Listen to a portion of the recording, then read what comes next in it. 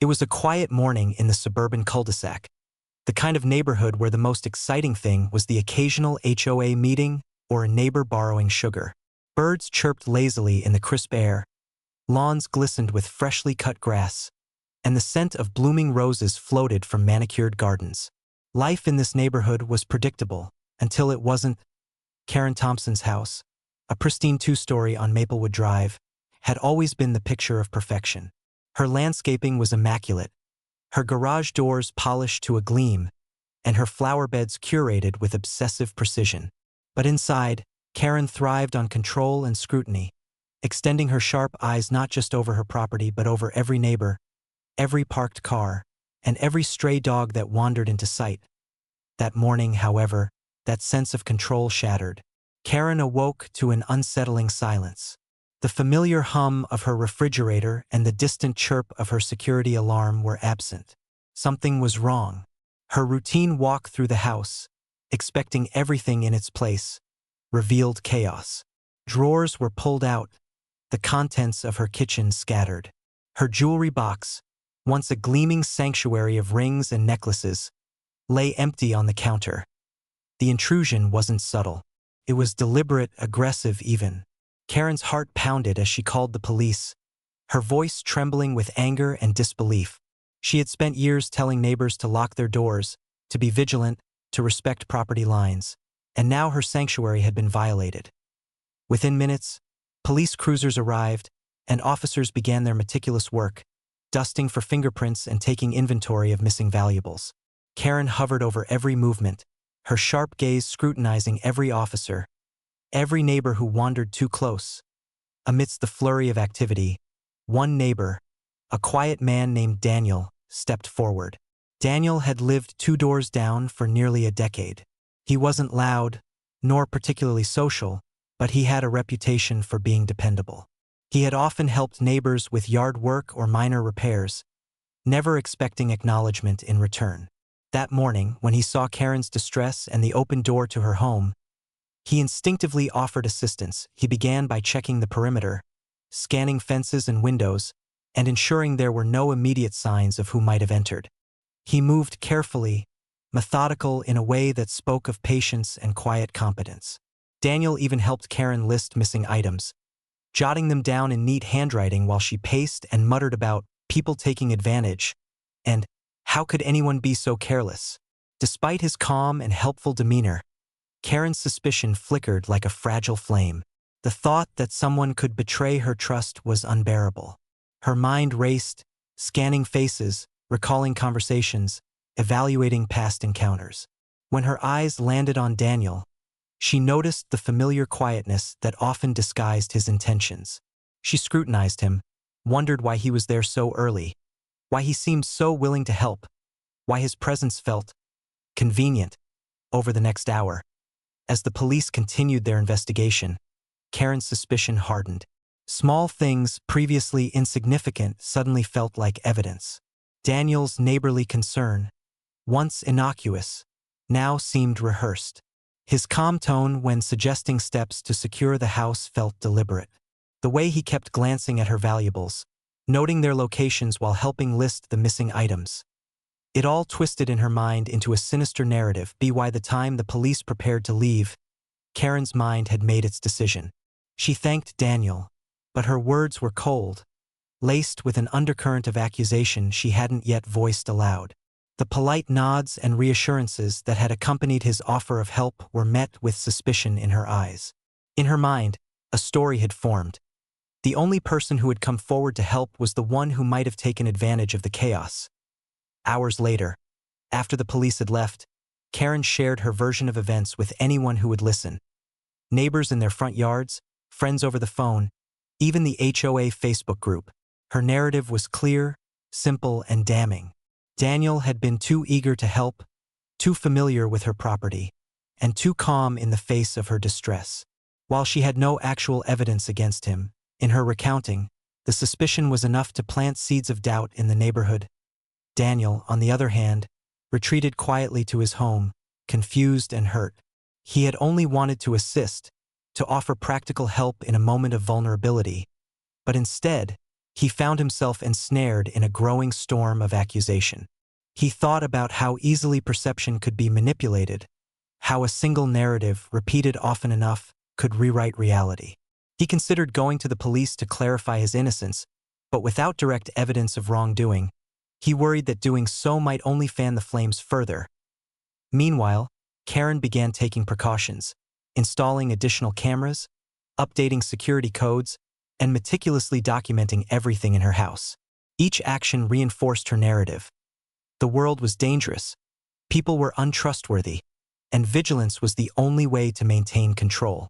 Her posts on neighborhood social media painted a picture of betrayal, one neighbor against the rest of the world, leaving Daniel's reputation hanging in the balance, suspended between truth and accusation. As night fell, the cul-de-sac returned to its quiet, suburban stillness, but the tension lingered like a thick fog. The neighbors whispered among themselves, the shadow of suspicion stretching across lawns and driveways. A simple act of kindness had been twisted into an ominous possibility, a reminder of how fragile trust could be in a community obsessed with appearances. And somewhere in her carefully curated home, Karen finally went to bed, believing she had uncovered a hidden truth.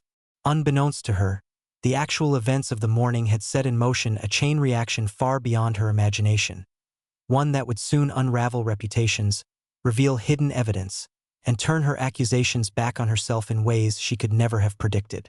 The following morning, Maplewood Drive woke up under a quiet tension. The air still smelled of fresh-cut grass, but the neighborhood was not the same. Whispers lingered in the driveways, cars slowed as they passed Karen's house, and the subtle glances exchanged between neighbors carried a hint of uncertainty.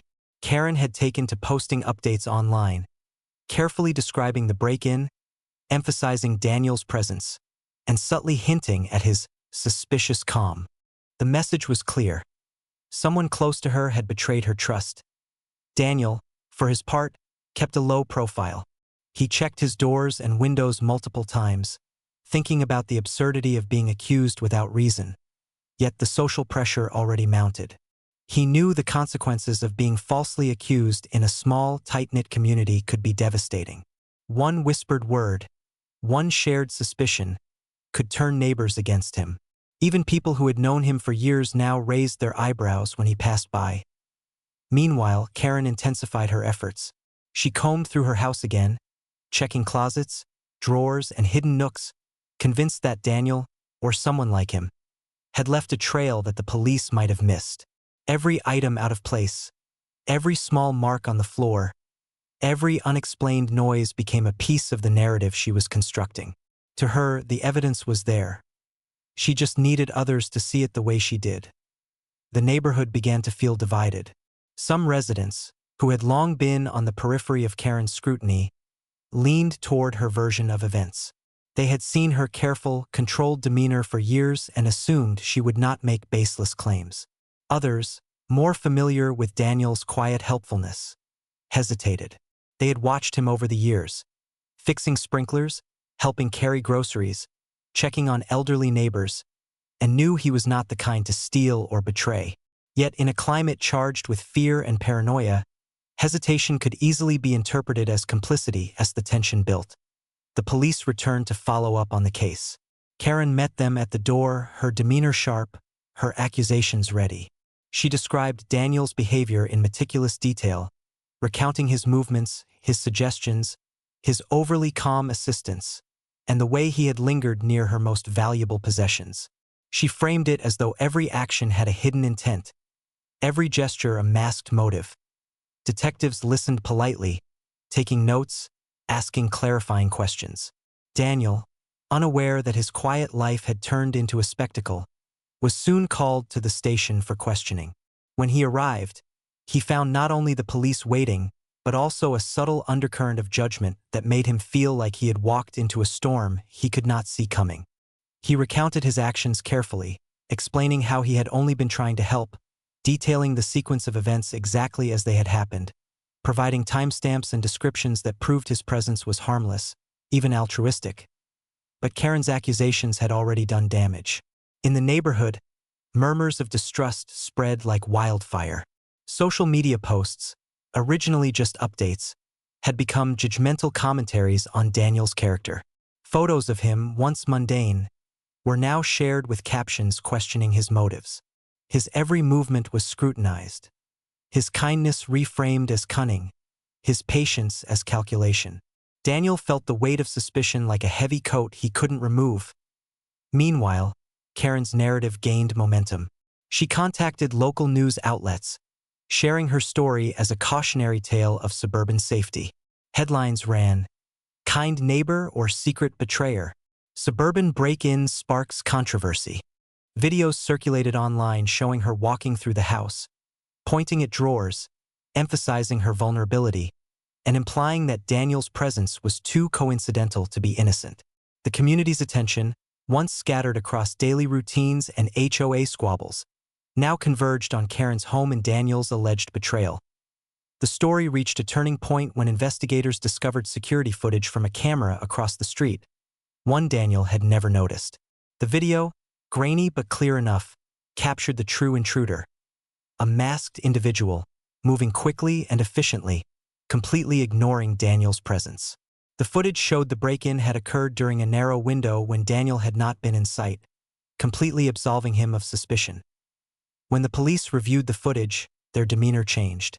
Questions shifted from Daniel's behavior to the actual criminal. Officers returned to Karen with the evidence, expecting that the revelation would correct the course of the narrative. But Karen, confronted with proof that contradicted her story, reacted defensively.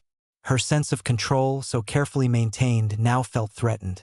She argued, insisted on her version of events, and tried to discredit the video, claiming angles were misleading, timestamps unreliable. The neighborhood, however, began to notice the change in tone. Conversations shifted from accusation to incredulity. Observers began to question Karen's motives, her credibility, and whether her eagerness to assign blame had crossed a line. Social media posts slowly flipped from sympathy for Karen to cautious defense of Daniel, highlighting his consistent character, his willingness to help, and the absurdity of the accusations. Daniel, relieved but wary, returned home. He could sense a subtle shift in the air, the tide turning in his favor, but the experience left scars. Trust, once taken for granted, now felt fragile. He realized that even in a community he had considered safe, one person's narrative could reshape perception and reputation overnight. As the chapter closed, Karen faced a growing storm of skepticism. Her accusations, once powerful, were now questioned. She began to understand that the truth, once revealed, could expose her actions and intentions to the entire neighborhood. The police, armed with undeniable evidence, prepared to move forward with their investigation, not into Daniel's character, but into the real culprit, and possibly into the consequences of Karen's false claims. The neighborhood braced itself, the quiet cul-de-sac now a stage for drama, suspicion, and the unfolding of justice. The lines between truth and perception had blurred, and Karen's world, built on control and authority, was beginning to crumble. The days that followed were tense, a quiet storm brewing across Maplewood Drive.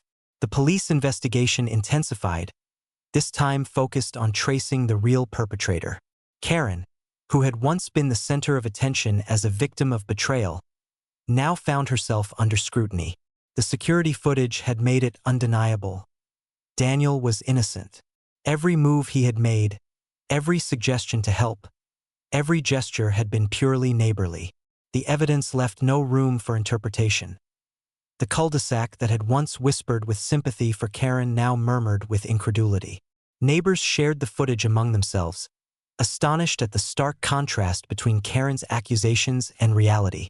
Social media posts that had once fueled suspicion now celebrated Daniel's integrity and calmness.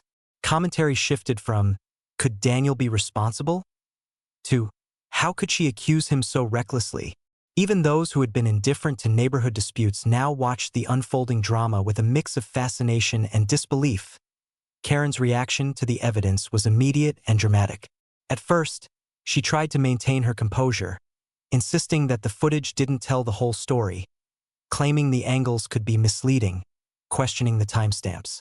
But as the police pressed further, corroborating the timeline with multiple sources, including a nearby business camera and eyewitness reports, her narrative began to unravel. The realization settled slowly, like a cold wave washing over her carefully constructed world. She had falsely accused an innocent neighbor in the neighborhood. The shift was palpable. Where Karen had once commanded attention, now whispers followed her wherever she went. Neighbors who had previously nodded politely in agreement began avoiding her gaze.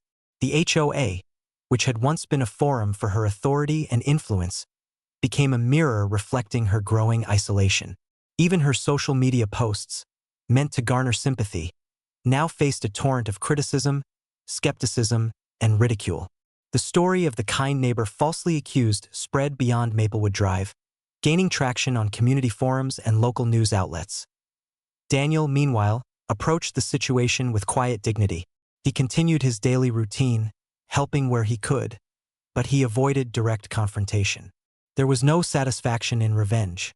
His satisfaction came from the truth being revealed, from integrity prevailing over rumor. Still, he was cautious. He had seen firsthand how quickly perception could be manipulated, how a single accusation could threaten reputation, relationships, and peace of mind. For Karen, the consequences deepened. The police, now armed with clear evidence, informed her that making false accusations could carry legal repercussions. The local authorities were considering charges for defamation and filing a false report, given that her claims had actively targeted an innocent person and had caused public distrust and humiliation. Her sense of control, her carefully maintained image of vigilance and authority, began to crumble. Friends who had once aligned with her started to distance themselves, unwilling to be associated with the fallout. The climax of her humiliation came during an HOA meeting. She had called it, hoping to regain the moral high ground, to assert control over the narrative once more. But instead, she walked into a room full of skeptical neighbors, some quietly supportive of Daniel, others openly questioning her behavior. The police footage was referenced, and her false accusations were summarized in a way that left little room for misinterpretation. The room, once an arena for her power and influence, had become a stage for her exposure. Karen's attempts at justification fell flat. She cited fear, intuition, concern for her property, but every excuse only highlighted her overreach. The community, having witnessed the consequences of her actions, no longer viewed her as a vigilant homeowner, but as someone whose paranoia and impulsive accusations had caused unnecessary drama and emotional distress. Daniel's name, in contrast, was now synonymous with trustworthiness and quiet heroism. In the aftermath, the neighborhood began to heal, slowly restoring trust where Karen's actions had sown doubt. Daniel was publicly acknowledged for his assistance, his patience, and his integrity. Other neighbors, inspired by his example, began to reflect on the importance of empathy, restraint, and verification before judgment. Karen, meanwhile, faced the consequences of her false accusations. Legal proceedings loomed, her reputation tarnished, and her influence within the HOA severely diminished. The lessons were clear. In a community built on appearances and trust, even a single false claim could trigger waves of humiliation and accountability. By the end of the ordeal, Maplewood Drive returned to a semblance of normalcy, but the scars of the incident lingered. Conversations carried a cautionary tone, neighbors became more aware of the consequences of unchecked suspicion, and Karen herself, once the center of control and scrutiny, was reminded that authority without evidence could quickly lead to isolation. The neighborhood had witnessed a story of betrayal, misunderstanding, and ultimate justice. A drama that would be remembered for years to come, and somewhere in her home, Karen sat quietly, surrounded by her meticulously curated possessions, finally confronted with a truth she could no longer deny. The only neighbor who had reached out with kindness had been innocent all along. The humiliation was complete, the consequences unavoidable, and the lesson undeniable. Maplewood Drive had survived the storm, but the tale of accusation, suspicion, and justice would echo far beyond the quiet suburban streets. A viral reminder that truth, patience, and integrity always outlast paranoia and falsehood.